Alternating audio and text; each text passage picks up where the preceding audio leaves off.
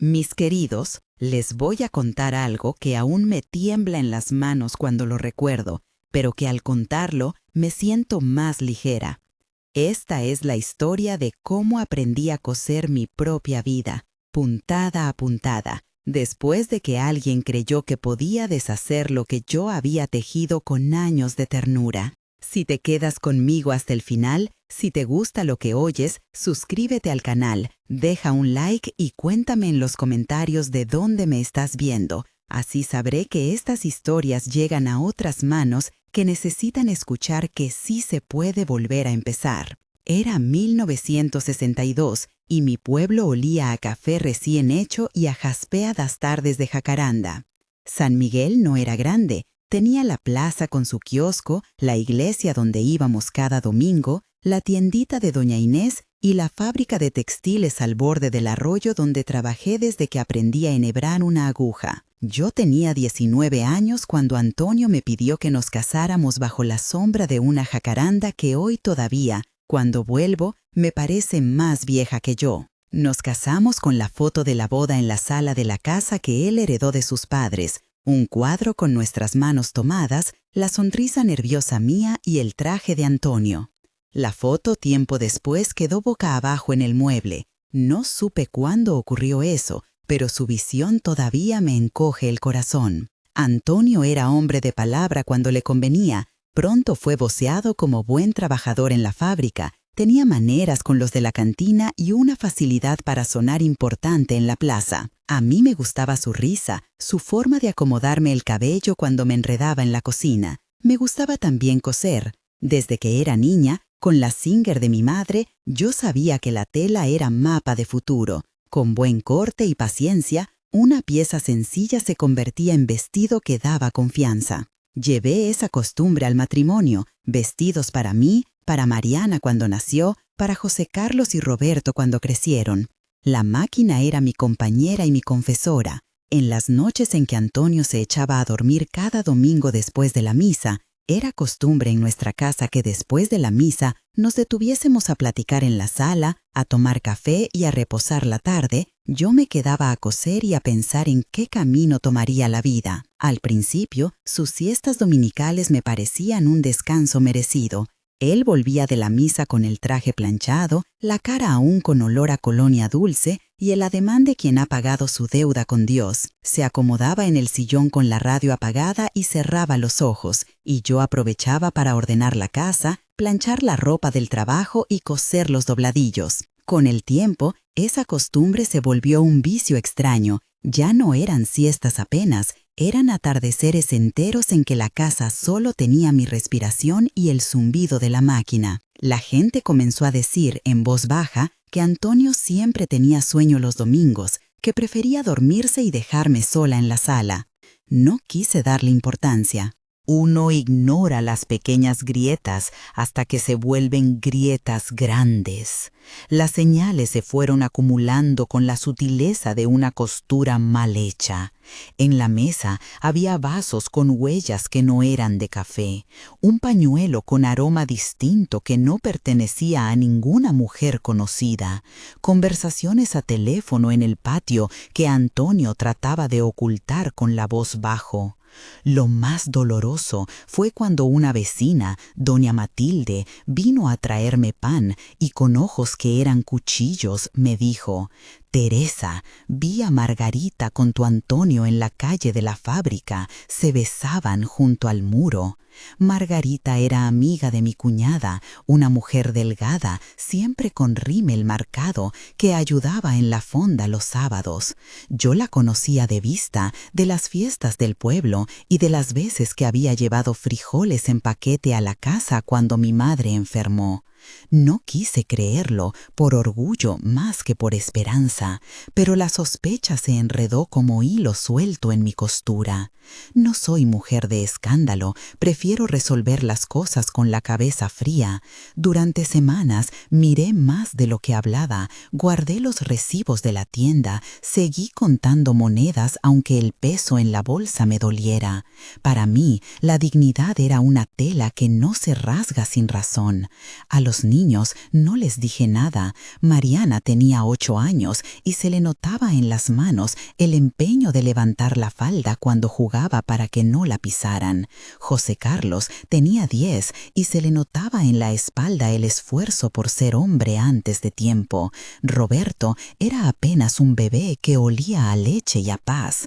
Yo hablaba con ellos de las tareas, del cuidado de la lavanda que planté en el patio, de las lecciones de la escuela. Sabía que la verdad, cuando llegara, no podía arruinarles la infancia. Una tarde, mientras cosía un forro para un vestido de una clienta que quería llevarlo a la fiesta de la patrona, escuché la cerradura. No pensé que Antonio viniera tan pronto. Mi pecho se apretó por costumbre. La radio guardaba un programa que anunciaba el siguiente domingo y en la puerta se filtró un viento que olía a lluvia.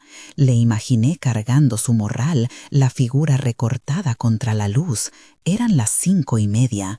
Preparé el café en la cocina y puse una taza extra como si la compañía que esperaba fuera él. En la sala, apoyada en la mesa donde la vecina guardaba la foto de nuestra boda, escondí sin querer la foto boca abajo. Lo hice para cambiar el lugar, para mirar la madera y no la imagen de un juramento, sin saber que sería más tarde un símbolo. Entró Antonio con la camisa arrugada y una sonrisa que iba a medias. No tenía prisa por saludar, se dejó caer en el sillón y, como siempre, cerró los ojos. Yo serví el café y me senté a su lado con la taza en las manos. Le hablé de la lavanda, del color que iba a usar en el vestido de la clienta. Él murmuró algunas palabras y sus dedos juguetearon con el borde del mantel. Fue en ese movimiento desprevenido donde vi una hebra de tela distinta, un retazo de satén que se asomaba por su bolsillo con un olor que no era el de la casa. Mi cabeza quiso interpretarlo como tontería, pero mis manos, que habían tejido durante años, entendieron la puntada que faltaba. No dije nada. Tuve que contener la sensación de que algo se deshacía. La noche que rompió todo fue un domingo, como tantos otros. Decidí que haría una sorpresa. No por él, sino por mí. Quería volver a sentir que podía decidir para mí sola, que mis manos tenían poder. Preparé una cena sencilla con tortilla dorada, mole que había aprendido a hacer de doña Eulalia, y cosí un vestido nuevo con la Singer, uno que había dejado para mí en la mesa del taller, con un dobladillo perfecto, color lavanda como mis plantas, con pequeños puntos que forman un corazón en la cintura. No era para presumir ante nadie. Lo guardé en una percha, junto a la puerta, con la esperanza infantil de estrenar algo que hubiese hecho con amor. Quería también sorprender a Antonio, entrar de pronto, bajar la mirada y ver en su rostro la sorpresa de quien se cree amado. Pedí a Mariana que me ayudara a poner la mesa y le expliqué en voz baja que quería que su papá despertara y viera que también yo podía mirarme bonita para mí misma. Cuando regresamos de la iglesia, siguiendo la costumbre, la casa tenía el silencio contrario. Antonio ya dormía. Encendí la luz y lo vi en el mismo sitio, la mano sobre la barriga, el rostro tranquilo. Me acerqué con la percha en la mano. Fue entonces cuando vi la puerta de la sala entreabierta y por debajo la sombra de una figura que no era la mía. Mi corazón dejó de funcionar por un segundo. Tras la puerta, la radio apagada, el olor del café viejo y un murmullo ahogado. Pegué la oreja y escuché risas contenidas. La mano con la percha tembló y por un impulso de mujer que había escondido sentimientos por años, abrí sin llamar. La escena en la sala fue un golpe seco. Antonio y Margarita, tan cerca que parecía que la ropa misma éramos testigos. Ella tenía un delantal manchado de salsa. Él, la camisa abierta a medias, con una respiración que no era de sueño. No hicieron ruido al verme. Fue como si en la casa se hubiera detenido el tiempo y yo hubiera caído en un agujero donde no llegaban los sonidos. Margarita me miró con los ojos grandes. Hubo un segundo en que pensé que todo aquello era una cámara oculta, alguna broma cruel. Antonio se levantó torpe, intentó explicarse con palabras que no encontraban la forma. Yo no recuerdo si grité, lo que sí recuerdo es la sensación del vestido que colgaba de la percha, olvidado en mi mano, y el ritmo de mi sangre que parecía marcar puntadas urgentes. «¿Qué hace aquí?», le pregunté a Margarita, y mi voz fue menos que un hilo. Ella no supo qué decir. Antonio intentó tomar mi mano con esa familiaridad que había ejercido durante años, como si una larga costura no pudiera romperse con una puntada. Me quedé con la percha apretada, notando la textura de la tela algodón bajo mis dedos. En la mesa, la foto de la boda miraba al suelo. No pude, no quise hacer un escándalo con los vecinos mirando por la ventana. No quería que mis hijos escucharan la pelea. Cerré la puerta de un manotazo y me fui al cuarto.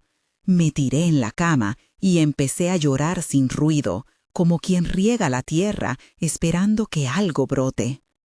Esa noche, Antonio intentó hablar y yo inventé que me dolía la cabeza. Me fui a dormir con el vestido en la percha y con la certeza de que mi vida se había partido por la mitad. Los días que siguieron fueron un limbo. Antonio seguía yendo a la fábrica. Margarita aparecía en los aires como un rumor. La gente murmuraba en la plaza. Las miradas punzaban cuando salía con los niños a la tienda. Sentí la humillación como si fuera una prenda vieja que me hubieran obligado a vestir. La vergüenza me pegó la piel. Algunos me aconsejaban que hablara con su madre, otros que me fuera a la casa de mi hermana. Doña Carmen, que cosía en la esquina desde antes de que yo naciera, fue quien me tomó la mano y me dijo sin rodeos: «No dejes que te quiten hasta lo que no te deben». Era mujer de palabras calladas, me enseñó a remendar sin juicio. Doña Eulalia, con sus manos de costurera y su té de limón, me ofreció un espacio en su taller para practicar, con la condición de que pagara con trabajo. «Aquí se aprende a vivir, no solo a coser», me dijo. Empecé a ir al taller con la mañana como excusa. Los primeros días me costó concentrarme, mis puntadas temblaban, pero había una cosa que quité de la bolsa y que nunca volví a soltar: el orgullo. Mientras mis hijos jugaban con cajas vacías y la lavanda crecía en el patio, yo fui a la calle principal con telas remendadas en el costal, con la mirada baja al principio, aprendiendo técnicas que nunca pensé que necesitaría. Doña Eulalia y doña Carmen me enseñaron a cortar recto, a reconocer una tela por su peso, a calibrar la tensión de la máquina Singer que chirriaba como una voz que te corrige. Con el tiempo, mis manos dejaron de temblar y volvieron a hacer lo que más me daba paz: puntadas firmes. La reconstrucción fue en primer lugar económica. Guardé monedas en una lata de atún que escondía debajo de la tabla del comal. No fueron muchas, pero cada centavo era una puntada más. Aprendí a hacer vestidos a medida para las mujeres del pueblo que no querían ir a la ciudad. Cosía las faldas de las muchachas que iban a los 15 años. Hacía dobladillos para los señores de traje que trabajaban en la fábrica. Conforme mi nombre empezó a sonar como la que hace arreglos, el sustento volvió a entrar en casa y los niños tuvieron lo necesario. A veces, Antonio me preguntaba por qué no le pedía ayuda. Otras veces, simplemente no hablaba. En mi cabeza había un proyecto que se hacía más grande: abrir un taller propio en la esquina donde la luz entrara limpia y donde la Singer tuviera un lugar fijo. Hubo noches en que pensé la venganza. Puse la foto de la boda mirando la pared y mi imaginación tejió escenas en las que él se arrepentía y Margarita pedía perdón. Pero la venganza no cosía bien. Era una tela áspera que se deshilachaba con el tiempo. Preferí, poco a poco, convertir el dolor en disciplina. Ahorré, pedí prestada una mesa en la calle principal y la pinté de blanco con manos que habían conocido el trabajo. Puse la Singer en el escaparate con un letrero hecho a mano: Taller de Teresa, arreglos y confección. Las primeras clientas fueron las vecinas, luego las mujeres de la iglesia, después una señora de la ciudad que pasó por el pueblo y quedó con el vestido tan bien puesto que recomendó mi nombre. La vida se fue acomodando en costuras nuevas. La reputación trae cosas buenas, pero también pruebas. Margarita, cuando mi taller ya tenía nombre, vino a la puerta un día con el delantal limpio, la mirada baja. Tenía una bolsa con pan y sin querer habló de su hija, de lo difícil que era. Me observó como quien pide permiso para respirar. Sentí la misma mezcla de rabia y de compasión que arde cuando lavas ropa que ha estado sucia. Podía llamarla y decir todo lo que mi pecho guardaba. Podía salir a la plaza a humillarla. Pero recordé las manos de doña Eulalia, la forma en que ella me ofreció trabajo sin preguntar por mis razones. La costura no es solo hilo, es sostén, me repitió. Así que, tras un silencio que pesó como tela mojada, le ofrecí un trabajo como asistente en mi taller. Le pedí que no hablara con Antonio delante de mí. Le pedí que tuviera respeto por mis hijos. Margarita lloró al principio. Después vino con esfuerzo a aprender a coser botones y a medir. Su rostro cambió con las horas de aguja. No era perdón inmediato, fue un pacto para no volver a destruir lo que yo había levantado. Mi taller creció con trabajo honesto y con noches largas. Aprendí a mirar la costura como metáfora. Hay veces que la tela se destroza y aunque pegues parches, lo importante es que sostenga el cuerpo que la usa. Puse en la vitrina un vestido lavanda que había hecho con las primeras ganancias. Lo dejé allí como recuerdo de la mujer que fui y de la que estoy siendo. La jacaranda fuera seguía igual, regando pétalos como bautizo de verano cada año. Con el tiempo, mi nombre dejó de aparecer en susurros. La gente me miraba con respeto cuando cruzaba la plaza, con los niños ya casi adolescentes. Antonio, por su parte, seguía yendo a la fábrica. No supe si volvió a ver a Margarita. El pueblo tiene memoria de varias vidas que se cruzan y se separan y siguen. No voy a decir que llegar a ese punto fue sencillo. Hubo noches en que la soledad pesó, en que la vergüenza me hizo esconder del mundo, en que me pregunté si habría sido mejor aguantar por imagen, por costumbre. Pero la costura me enseñó que una puntada a tiempo puede salvar un borde que se deshilacha. También me enseñó a ser dura con lo que me destruye y suave con lo que me sana.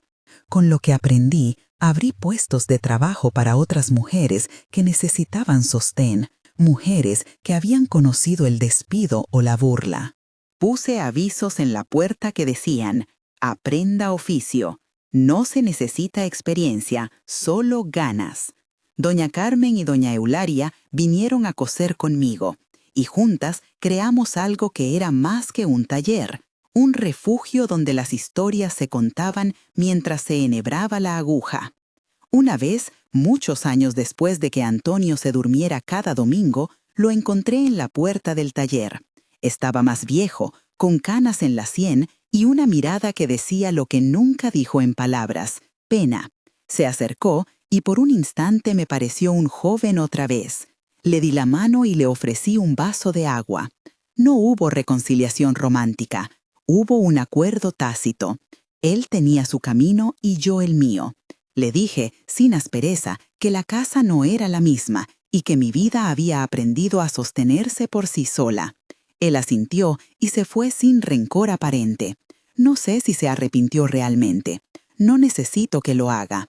Mi necesidad fue otra, que mis hijos crecieran sin la sombra de una madre que no supo hacerse valer.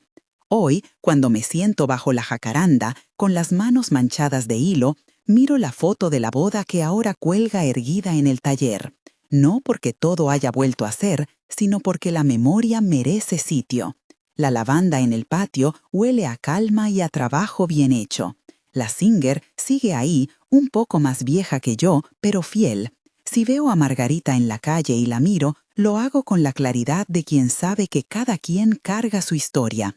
A veces, la solidaridad es más poderosa que el castigo. A ustedes que me escuchan, quiero decirles algo claro y con las manos abiertas. Si alguien te rompe, no permitas que te deje sin hilo. Guarda monedas, aprende un oficio, busca una mano amiga que te enseñe a enhebrar de nuevo. No es fácil, lo sé. Hay noches en que la costura parece no avanzar, pero con paciencia, con la ayuda de otras manos, uno cose otra vez. La libertad no siempre es un grito público. Muchas veces es un vestido que te queda bien cuando te miras al espejo y te reconoces. Si esta historia les tocó, si hay algo en mi relato que les da esperanza, les pido que se suscriban al canal, den like y compartan con alguien que necesite escuchar que se puede volver a empezar. Comenten cuál parte les conmovió. Me gusta leer sus mensajes porque me recuerdan que no estamos solos en esto de remendar la vida. La tarde cae y la jacaranda suelta su lluvia púrpura. La máquina espera y yo sigo con mi costura. Hay más que contar. Cómo abrí el taller en la calle principal, cómo mis hijos aprendieron a valerse sin depender de nadie, cómo la comunidad cambió al ver que una mujer podía sostener un hogar y una profesión. También quiero hablar de la vez en que la sorpresa que preparé dejó de ser simple vanidad y se convirtió en el acto que me obligó a elegir, seguir dormida o despertar y coser una nueva vida. Pero eso será otra historia que merece su tiempo, sus puntadas y su paciencia. Abrí el taller en una mañana en que la plaza parecía querer agradecerme por haberle devuelto algo de orden. Pinté con manos temblorosas el letrero, taller, enseñanza y reparación. Era humilde, las letras no quedaban perfectas, pero tenían pulso. Doña Carmen trajo pan recién hecho y doña Eulalia una caja de botones que había guardado desde la juventud. Rosa, la vecina, apareció con un termo de café y un delantal que ella misma había remendado. Dijo: «No te preocupes de la gente que murmura. Aquí entra quien quiere aprender». Me puse la Singer en el centro, le di cuerda como se le da cuerda a la esperanza y encendí la radio para que no sintiéramos el silencio entre puntadas. Los primeros días fueron una mezcla de vergüenza y orgullo. Algunas mujeres llegaban con las manos rascadas por el trabajo de otras faenas, otras con la mirada recelosa de quien ha vivido muchas humillaciones. Todas, sin embargo, tenían ese brillo en los ojos cuando veían la tela transformarse. Empezamos con costuras simples, dobladillos, botones, parches. Fueron pedidos a domicilio al principio, una cortina por aquí, un delantal por allá, pero la gente fue entendiendo que no era solo ropa lo que entregábamos, era una forma de sostén para familias enteras. Enseñé a enhebrar, a tensar la aguja, a mantener la máquina en regla. Enseñé también otra cosa que no figuraba en ningún manual, a decir no sin que sonara a grito, a pedir salario justo, a cuidar la espalda y el sueño. Les enseñé a apuntar lo que entraba y lo que salía, porque el oficio sin cuentas se vuelve invisible. Mi hija, Lucía, fue la contadora. Tenía la mano ligera para la suma y una paciencia de monja. Mi hijo, Martín, se hizo el que arregla todo. Volvió de ayudante en la carpintería del pueblo con la promesa de mantener la Singer afinada y la puerta bien cerrada en las noches. La comunidad cambió a su modo. Al principio hubo miradas, algunos hombres fruncían el ceño, como desconfiando de la nueva geografía del trabajo. Luego vino el día en que don Julián, el herrero, me ofreció unas bisagras gratis porque así no se te cae la puerta con los primeros vientos. Alguien más dejó un saco de hilos en la acera, con una nota que decía: para que más manos aprendan. Y hubo también mujeres que vinieron tímidas a preguntar si podían pagar en abonos. Las acogimos. Aprendieron a mandar mensajes de encargo o a dejar encargos escritos con letra apurada. La puerta del taller empezó a moverse con la cadencia de la vida. No todo fue calma. Recuerdo noches en las que el pensamiento volvía como un animal viejo. ¿Habré hecho lo suficiente por mis hijos? ¿Habré quedado extraña para siempre? En una de esas noches planeé una sorpresa que en su origen tenía más de vanidad que de valentía.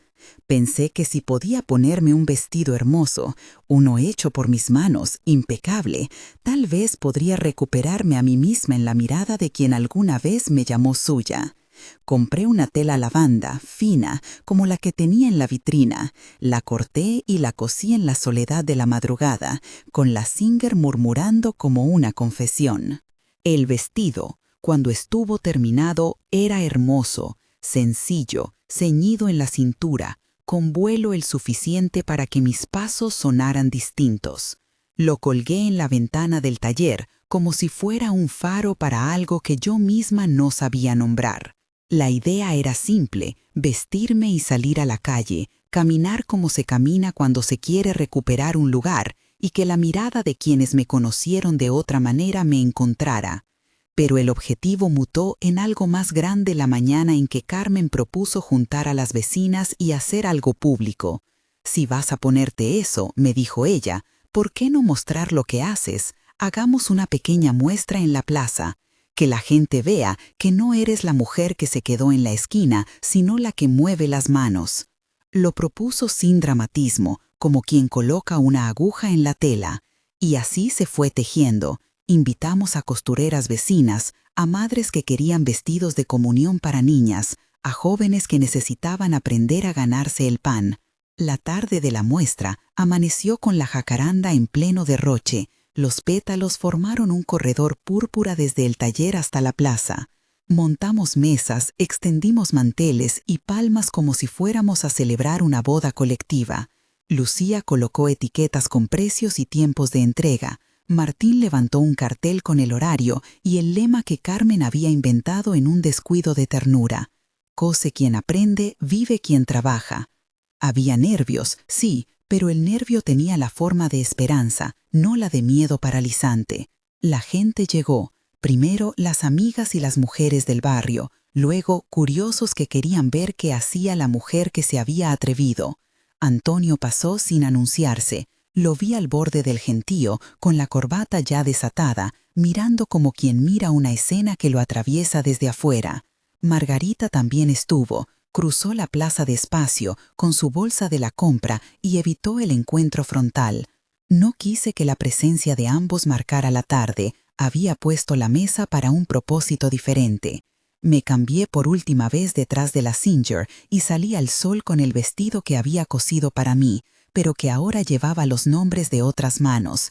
Tenía un dobladillo hecho por Carmen, un forro remendado por Eulalia, un adorno con botones que Rosa había traído. Me senté en uno de los bancos de la plaza y pedí la palabra. No era un discurso, fue una frase al principio y luego otra y más. Dije lo que había aprendido, que la libertad muchas veces no tiene ruido, que la dignidad no se gana pidiendo permiso, que un oficio puede ser la forma más verdadera de cariño hacia los hijos. Hablé de las noches de insomnio, de las puntadas perdidas, de las monedas guardadas en las costuras de un delantal. No pedí venganza ni reconocimiento, pedí que nos miraran con honestidad. A mi lado las mujeres cosían en público y fue una imagen que creo nadie esperaba: manos obreras convertidas en acto de fe. El clímax de aquella tarde no fue un único gesto espectacular, sino la acumulación de miradas que dejaron de ser cuchicheos y se convirtieron en pedidos. Los encargos llegaron al instante: un vestido para la feria, una cortina para la escuela, 10 delantales para la panadería de Martín, el panadero del pueblo, no mi hijo, se llamaba también Martín. Antonio vino después, se acercó sin estridencias. No habló mucho, no hizo falta que dijera. Su silencio fue un fino reconocimiento.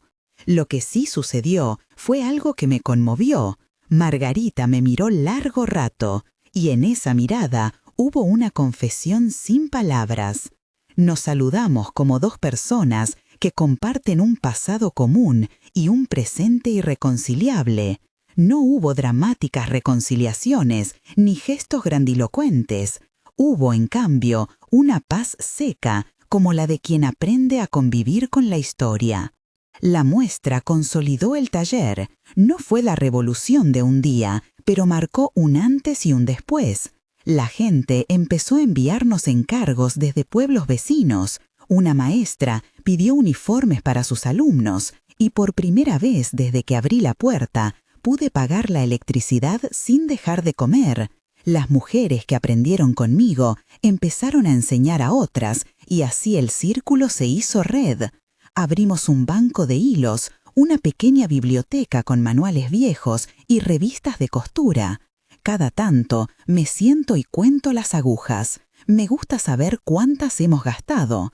Es una superstición, tal vez, pero también una manera de medir la memoria. Con el tiempo, Martín se fue a estudiar mecánica a la ciudad. Lucía empezó a llevar las cuentas de una cooperativa que formamos con otras 2 emprendedoras. Cuando vuelven a casa, hablan de números, de facturas, de seguros. Hablan con la naturalidad de quienes ya no temen nombrar el mundo. Yo, por mi parte, sigo en mis puntadas. La Singer tiene una pequeña cicatriz en la carcasa, un golpe leve que le dio una tarde cuando se nos cayó la mesa, y me recuerda que todo está vivo y puede recobrarse. A veces me pregunto cómo habrían sido las cosas si hubiera permanecido callada, si hubiera cosido en secreto hasta que el desastre me devorara. Me respondo con la forma de la plaza aquella, con manos que se encontraron y decidieron mostrarse. No quiero engañar, los miedos vuelven cuando hay menos pedidos, cuando una enfermedad toca a una vecina y no sé con qué curarla, cuando la economía se estrecha y las cuentas se alinean con cara de numeritos inhóspitos. Pero ya sé en quién apoyarme. Hay una red, la costura como tejido y las mujeres como nudos que sostienen la trama. Aprendimos a pedir ayuda y a darla sin medir la ganancia inmediata. También aprendimos a celebrar las pequeñas victorias, una factura saldada, una máquina afinada, un niño que aprende a enhebrar su primer hilo. En las mañanas me siento en la puerta del taller con la taza de café y miro la jacaranda como quien revisa un cuaderno de vida. Sistema. Mello, mantén el flujo y la conexión. Conecte con para rasurar su primer hilo. En las mañanas me siento en la puerta del taller con la taza de café y miro la jacaranda como quien revisa un cuaderno de vida. La ciudad, ese lugar del que muchas veces hablábamos como promesa lejana, se cerró en torno a nuestra costura y se hizo pueblo. En cada puntada dejo un rastro de aquello que no quiero perder. El derecho a decidir por mí misma, a que mis hijos crezcan libres de la vergüenza que antes me habitó y a que otras mujeres sepan que pueden. A veces por la noche la Singer trabaja sola y yo la escucho como a una vieja amiga que me dice: «Sí, hemos remendado bastante, vamos a más». Hay más historias que contar de cómo llegamos a coser los uniformes de la escuela del pueblo, de la vez que un grupo de jóvenes me pidió que les enseñara a hacer bolsos para vender en la feria, de la mujer que vino de otro pueblo porque vio a su hija sonreír con un vestido hecho por nosotras. Pero prefiero seguir aquí, en la práctica, con las manos en la tela, dejando que el tiempo haga su labor de enhebrar los días. Y mientras el sol cae sobre la plaza y la jacaranda riega una vez más sus pétalos, yo sigo cosiendo, porque sé que hay una dignidad sencilla en cada puntada y que, si algo se rompe, siempre se puede remendar. A la semana siguiente llegó el encargo que nadie esperaba y que, al mismo tiempo, parecía haber estado esperando desde siempre. El grupo de teatro del pueblo, aquellos jóvenes que antes vendían churros en la plaza los domingos, había decidido montar una obra sobre historias del lugar. Querían trajes, estandartes, fajas y sobre todo algo que los uniera, un telón pequeño hecho con retazos de la gente. Vinieron a pedirnos que cosiéramos su memoria. Recuerdo la mañana en que entraron con los bolsos llenos de telas y la voz al mismo tiempo tímida y orgullosa. Traían un vestido viejo que había sido de la madre de uno de ellos, una camisa con botones sueltos y una bandera deshilachada que alguien guardaba en el altillo de la iglesia. Hubo risas cuando les dije que aquello era exactamente lo que necesitábamos. Tenemos memoria, les dije, y la bordamos. Fue una frase sencilla, pero la tomaron como mandato y regresaron con más. Montamos una mesa larga en el centro del taller.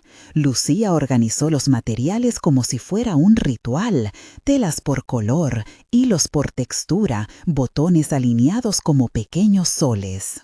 Martín volvió por esos días con olor a ciudad y aceite de motor y trajo una lámpara que caducaba la penumbra en las horas de tarde. Encendimos la vieja máquina extra a la Singer y de pronto el ruido de las dos mezclaba sus ritmos en algo parecido a una conversación. Las mujeres trajeron historias para coser, la abuela que cruzó el río con una cesta en la cabeza, el primer maestro que enseñó a leer a los hermanos, una parranda en la que bailaron toda la noche con zapatos prestados. Margarita vino también, como siempre, con su cámara de mirar contenida. Trajo una tela azul marino, gastada en el borde, y la dejó sobre la mesa sin decir más. Por la tarde, cuando cosíamos juntas los paneles del telón, me contó que esa tela había sido el faldón de la bata que usaba su madre para cocinar. Habló de arroz, de manos llenas de harina, y por un instante se me quebró la voz. No hubo peticiones de perdón largas ni confesiones dramáticas. Su relato fue una rendija por donde entró la verdad, silenciosa y necesaria.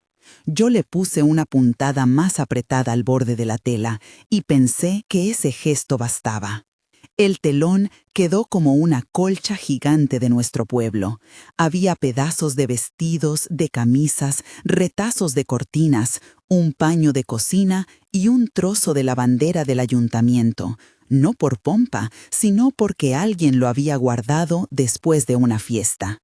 En cada pedazo cosimos un nombre o una pequeña inscripción con hilo blanco, la fecha de un bautizo, el apodo de un barrio, la receta de una sopa que nadie escribe en papel. Cuando lo terminé, sentí la tela más pesada por dentro, no por el peso físico, sino por aquello que contenía. La función se realizó en la plaza, bajo la jacaranda que ya había perdido la mayor parte de sus pétalos, y fue un milagro pequeño. Después de los primeros ensayos, la gente vino, primero unos cuantos vecinos curiosos, luego los que no querían perderse la novedad, y al final, casi todo el pueblo. El telón se abrió y la obra fue más que la suma de sus actores, fue un inventario de nuestra vida común. Hubo risas honestas y silencios que se posaron en los bancos como invitados respetuosos.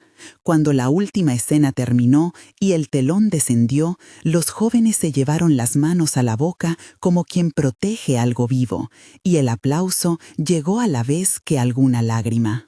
Esa noche, después de recoger restos de telas y desenredar hilos, nos sentamos en el umbral del taller con tazas de té y pan que alguien había traído. Hablamos de lo que cada quien había cosido y de lo que no se atrevió a poner en la tela. Surgieron nombres, reparaciones pendientes, promesas para el futuro. Antonio estuvo allí, con la camisa remendada que le había hecho una vecina. No habló mucho, pero nos miró con la paciencia de quien mide el tiempo en silencios. Sus manos tienen pequeñas cicatrices de trabajo, y yo las miré como quien reconoce un mapa. Nos dijimos cosas que ya sabíamos, y también callamos lo importante. La paz que llegó no fue la de la reconciliación total, fue de un acuerdo tácito, convivir con las heridas sin permitir que nos definan. Los encargos siguieron viniendo. Una cooperativa de agricultores pidió fundas para su mercadillo. Una escuela necesitó disfraces para una obra infantil. Y una señora de un pueblo vecino envió por correo un paquete con retazos y la carta que decía: «Esto es lo que me quedó, hagan lo suyo». Nos enseñamos técnicas nuevas unas a otras, puntadas de refuerzo, cómo hacer una cremallera sin miedo, la manera de remendar una costura que parece perdida. Abrimos un pequeño taller de reparación de ropa, donde todo se pagaba con la economía que podíamos. A veces con dinero, a veces con verduras, a veces con favores. Fue una economía humana, hecha de tratos y de confianza.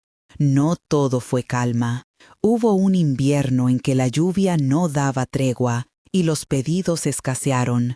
Las ventanas del taller se empañaban y la jacaranda parecía más triste que otras veces. El miedo volvió con fuerza. Me ponía a contar las agujas y el número seguía: 1, 2, 3, como si los números pudieran sostener los días.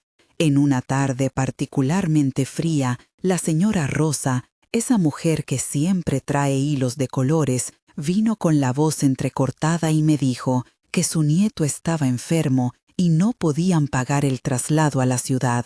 Sentí un nudo en la garganta y me di cuenta de que lo que habíamos tejido no era solo telas, sino obligaciones sutiles. La comunidad dependía de nuestra capacidad de sostener. Pedimos auxilio, no como quien suplica, sino como quien sabe que hay manos dispuestas.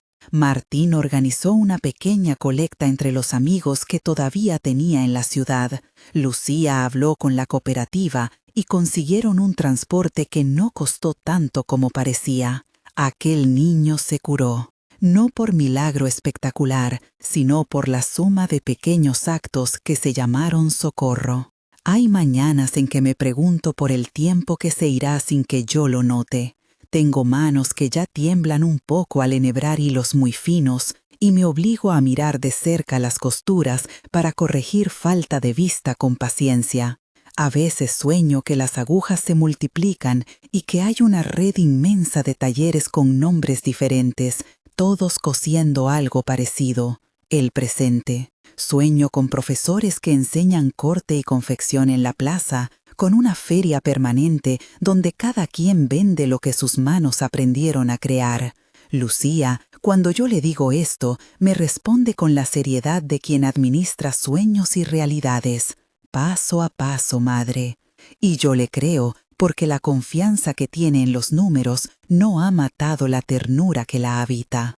Los domingos son ahora menos solitarios.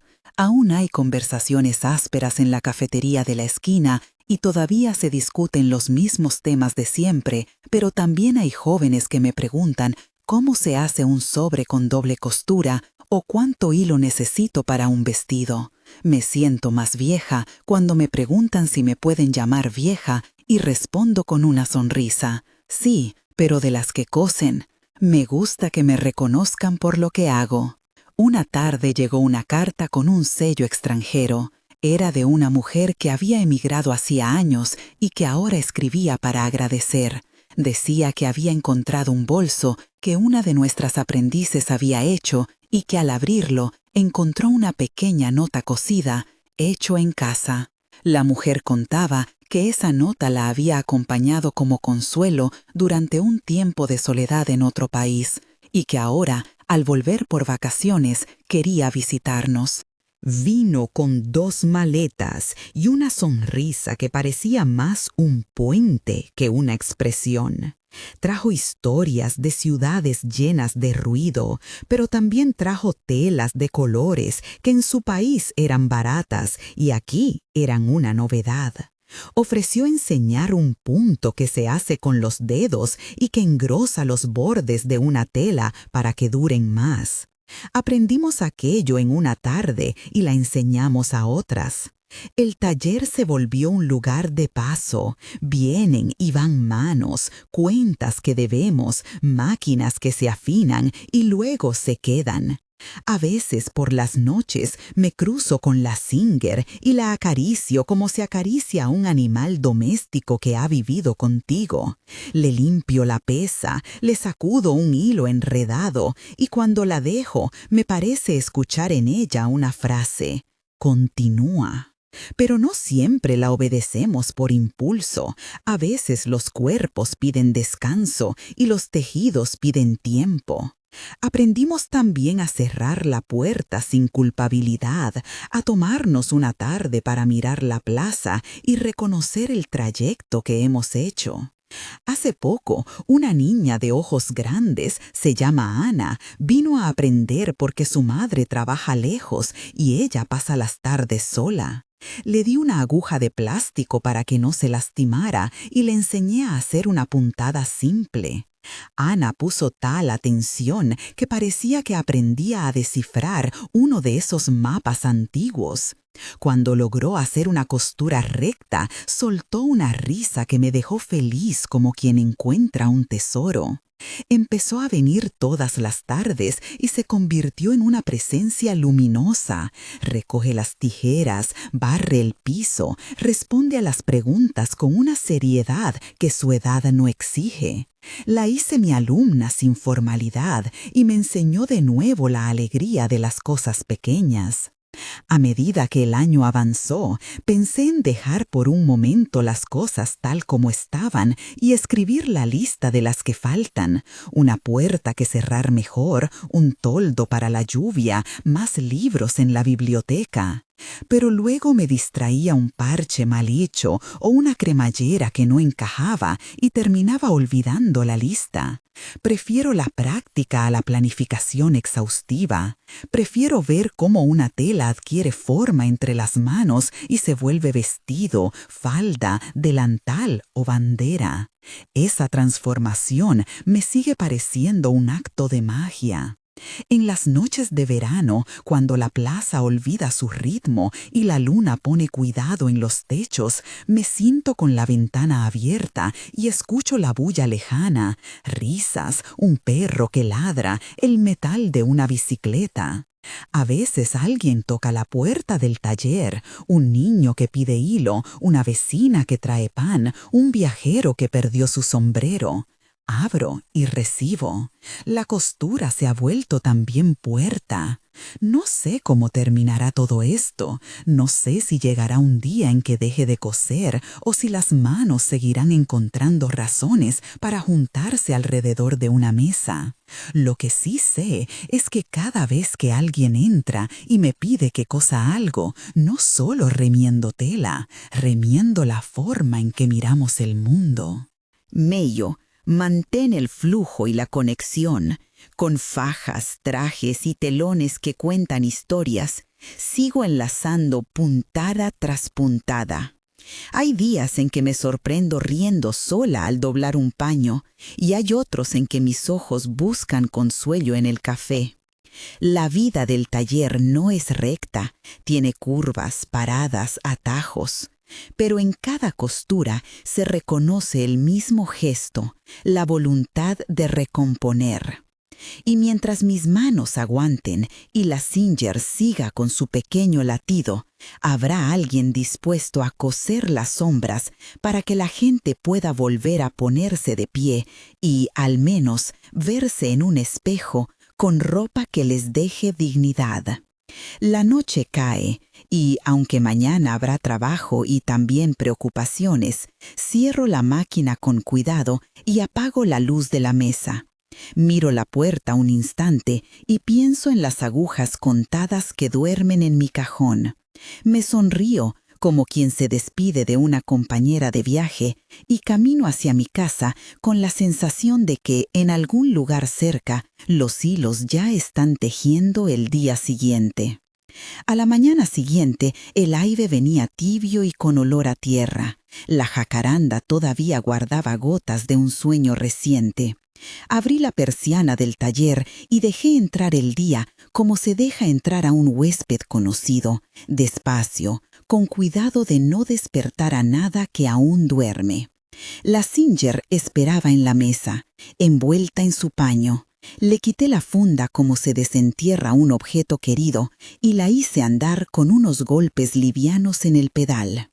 Ella respondió con su latido habitual, ese tic que me permite medir el tiempo de las cosas. Ana llegó con la mochila a la espalda y los ojos aún llenos de sueño. Traía un dibujo, una falda con volantes, y quiso intentar copiar el contorno antes de cortar. Le di la tijera pequeña y la miré hacerlo, recortando con una concentración que le daba solemnidad a su edad. ¿Puedo hacer la puntada que ensancha el borde?, preguntó. Se le enseñé otra vez despacio, pasar la aguja, tirar de la hebra, sentir cómo la tela se encoge y se vuelve más fuerte. Ella imitó el gesto y sus dedos, que al principio temblaron, fueron encontrando firmeza. Entró don Rafael con paso cuidado, trayendo un abrigo grueso enrollado en sus manos. Lo dejó sobre la mesa con un gesto como si depositara allí un secreto. Era un abrigo oscuro, con los botones descoloridos y un remiendo cosido a mano en el codo. Lo usaba para ir a la estación, dijo bajito. Era de mi mujer. Miré al viejo y comprendí sin más preguntas que lo que estaba en la tela era algo más que hilo. Me contó, entre sorbos de aire, que cada invierno ese abrigo lo había abrigado del viento que venía por la vía y que, cuando su señora falleció, él la había seguido vistiendo para no sentirse desnudo del recuerdo. Trabajé con paciencia, quité el viejo remiendo y lo respeté. Añadí un parche nuevo por debajo que no escondiera la memoria, pero le diera fuerza. Mientras la aguja cruzaba el paño, don Rafael tocaba los botones como si repasara cuentas de un rosario. ¿Siempre le gustó coser?, preguntó Ana, mirándome con la mezcla de curiosidad y reverencia que las niñas reservan a las artes antiguas.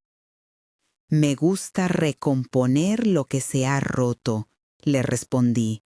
Creo que las cosas también necesitan volver a tener sentido. Al final, el abrigo quedó más firme. El remiendo nuevo no intentó borrar el viejo, sino conversar con él. Don Rafael se lo puso despacio, como quien vuelve a calzar un pie que había olvidado.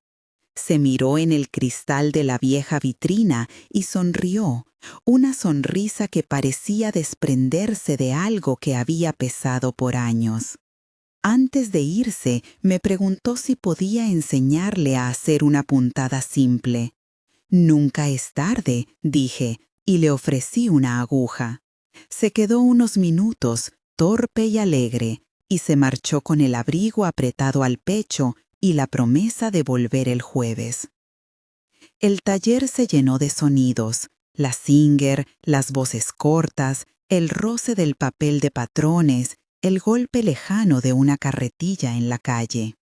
Una vecina dejó una bolsa con pan recién hecho y otra una taza de café. Los niños de la cuadra jugaron a la sombra y pasaban de vez en cuando a pedir retazos.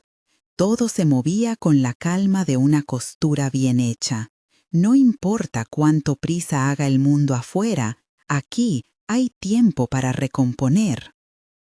Al mediodía, cuando el sol clavó su cuchillo de luz en la plaza, alguien tocó la puerta con un golpe que no era cualquiera. Venía con la urgencia de quien necesita un milagro pequeño. Abrí antes de que tocaran de nuevo y me encontré con una mujer que sostenía en los brazos una tela envuelta como quien trae un recién nacido, con los ojos encendidos y la voz apurada. Me dijeron que aquí cosen con cuidado, dijo ella. Es para mi hija. Tiene que estrenarlo para un acto importante, si no, no tenemos otra cosa. Extendió la tela. Era un vestido sencillo, de color claro, con una costura rota en la espalda.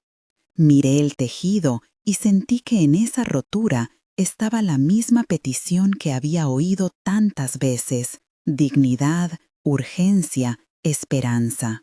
La miré a los ojos. «Entremos», dije. Cerré la puerta detrás de nosotros y la de Ella Singer, preparé el hilo y ya, en el silencio que anuncia concentraciones, sentí como todo el taller se inclinaba hacia la nueva labor. La tela pedía manos, tiempo y cierto valor para afirmar que lo que está roto puede volver a servir.